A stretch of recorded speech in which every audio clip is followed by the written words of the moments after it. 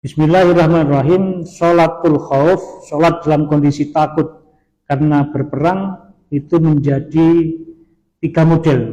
Itu secara syariat dibagi menjadi 3 model. Model sholatnya ketika berperang. Yang pertama adalah ayakuna al-aduwu fi ghairi jihatil kiblah. Ketika musuh itu tidak berada di hadapan atau di arah kiblat. Kalau Indonesia, kiblatnya menghadap ke barat.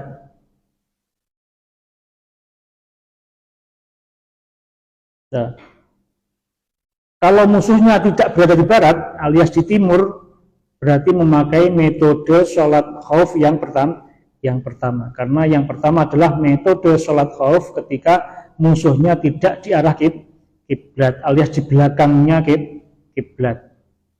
Misalnya masjidnya di Oriana, musuhnya sudah siap-siap di pantai Okarina. Kan itu sebelah timur itu kan. Apabila kita sholatnya menghadap ke, apabila kita sholat di masjidnya atau di Oriana, berarti kita membelakangi musuh, alias musuh di belakang kita. Maka kalau yang seperti itu caranya adalah fayufarriquhum al-imam firqataini, maka imam membagi kelompok mukmin menjadi 2 kelompok. Orang muslim, orang mukmin yang hendak sholat berjamaah, pasukannya itu dibagi menjadi 2 kelompok. Firqatan taklifu fi wajhil aduwi.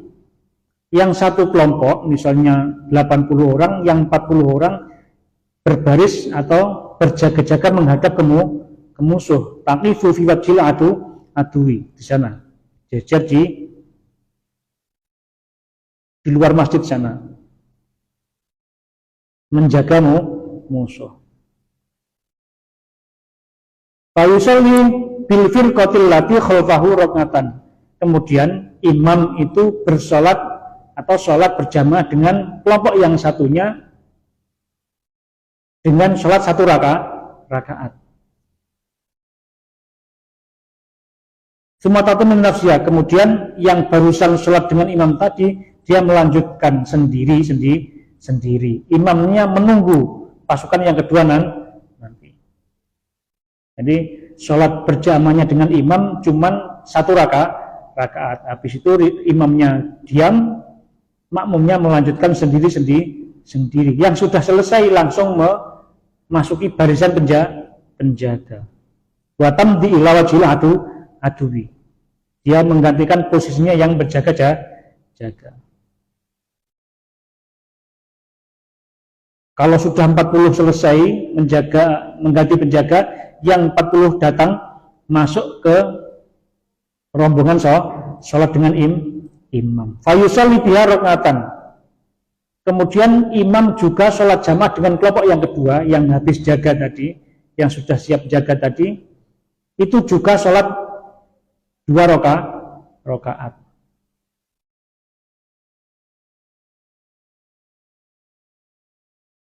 Kalau sholatnya subuh, berarti makmum yang kedua atau pasukan yang kedua itu menambah 1 rakaat, karena yang rakaat pertamanya imam sama dengan pasukan yang pertama. Namun imam salamnya menunggu pasukan yang kedua selesai. Wa yusallimu biha. Kemudian imam salamnya bareng dengan pasukan yang kedua. Mafhum kira-kira? Kalau nggak mafhum praktek, karena kami dulu pas di pondok ingatnya karena praktek sholat salatul khauf itu. Padahal faktanya jangankan perang, capek aja nggak sholat.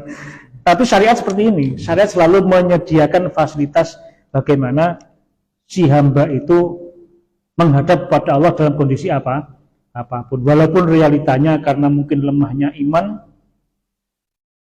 kadang nggak ada perang pun nggak sholat jamaah apalagi perang. Sakit gigi aja izin.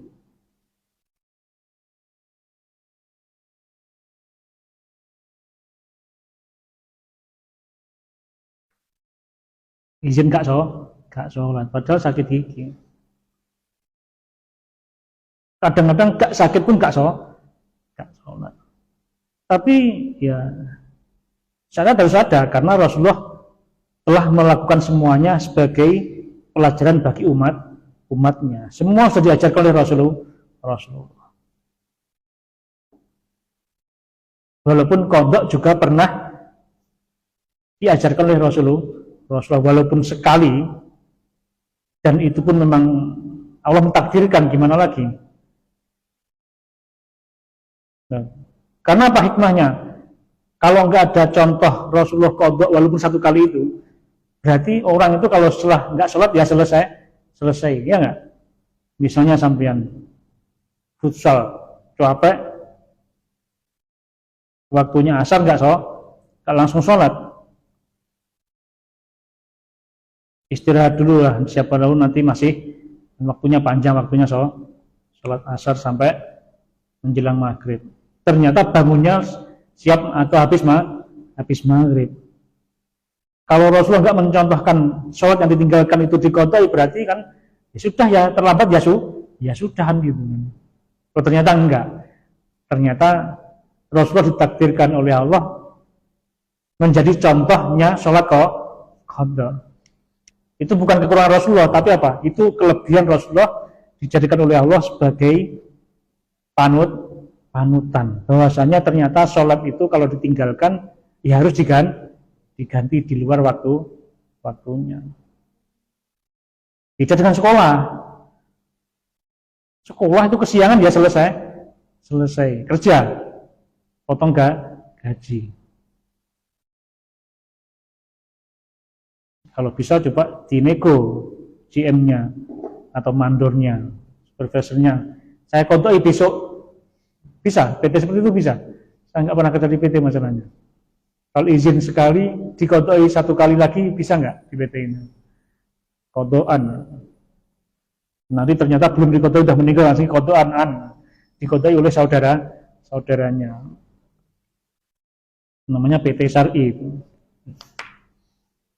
Itulah namanya sholat sidatul khauf, sholatul khauf, sholat dalam kondisi takut. Tapi di sini konteksnya takut perang loh ya, bukan takut hantu. Kamu mau masuk masjid, mau sholat takut karena ada keranda di samping masjid, enggak Metode yang kedua yaitu ketika musuh berada di arah kiblat. Kalau kita dalam kondisi di Oriana, berarti musuhnya di Golden Front, barat sana.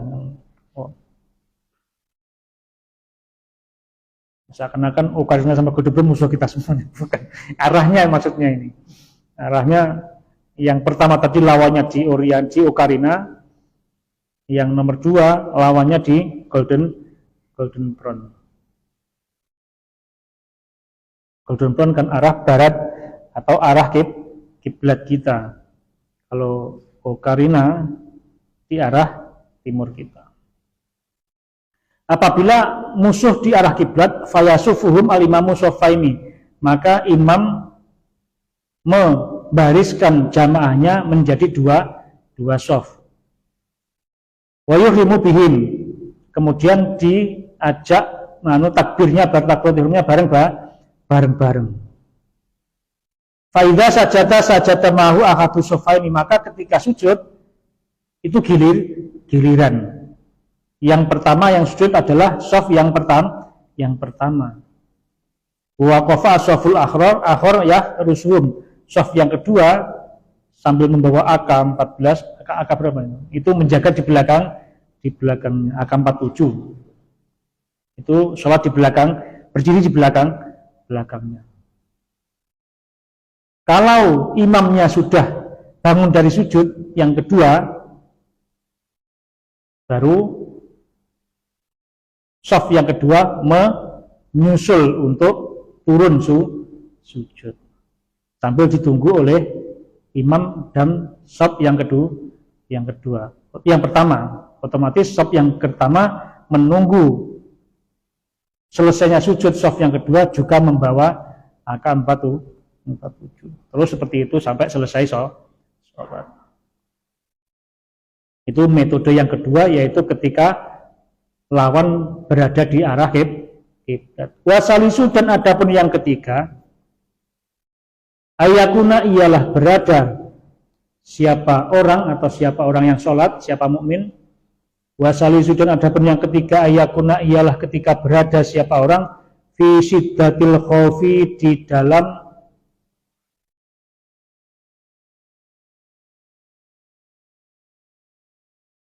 takut yang sangat.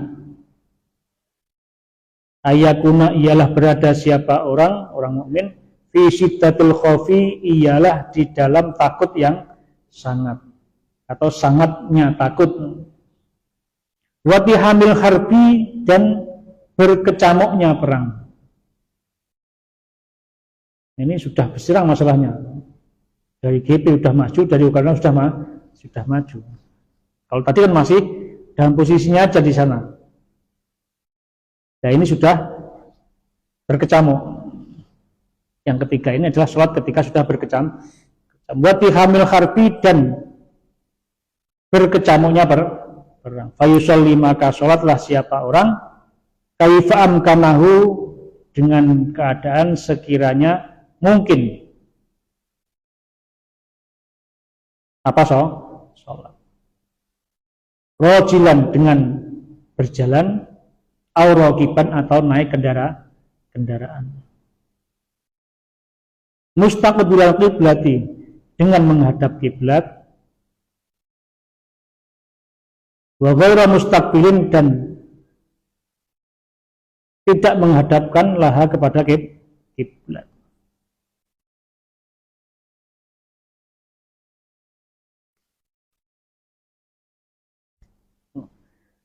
Kalau sudah berkecamuk perang atau sudah sangat menakutkan perangnya, maka sholatlah sebagaimana kamu bisa menjalankan, baik dengan berjalan ataupun dengan naik kendaraan, baik menghadap ke kiblat ataupun tidak menghadap kiblat. Itulah 3 bentuk sholat syiddatul khauf. Bermanfaat. Al-Fatihah. A'udzubillahi minasyaitonir rajim. Bismillahirrahmanirrahim. Ar-Rahmanir Rahim. Maliki yaumiddin.